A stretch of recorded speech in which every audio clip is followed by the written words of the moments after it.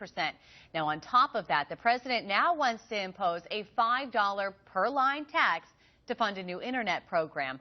David Williams with the Taxpayers Protection Alliance is joining us now to weigh in on all of this. Good morning, David.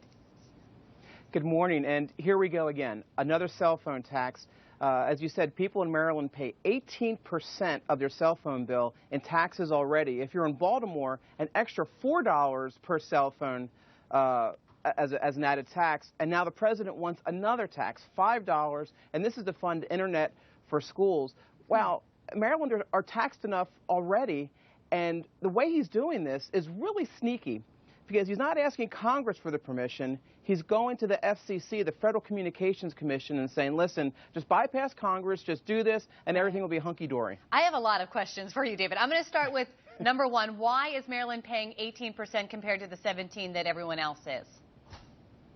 States have a lot of latitude in their taxation structures. Now, there's a federal tax of about 6%, so that's federal taxes all across the nation, but each state gets to decide what its level is, and unfortunately, Maryland's towards the top of the list. This is not one list you want to be the top of. You really want to be at the bottom of this one. Right, and now talking about adding more on top of that, why is that money from the president's program not coming from a federal fund or education money? Why is it coming from state taxpayer dollars? Well, this is a great question, because, and this is the question we're asking, is why not go through the Department of Education, go through the congressional process, have hearings, the checks and balances.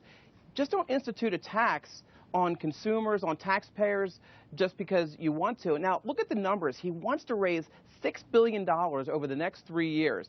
And I ran the numbers. There are about 100,000 schools across the country. That's $60,000 per school for internet access. That's more than enough, and there's programs that we're already doing this.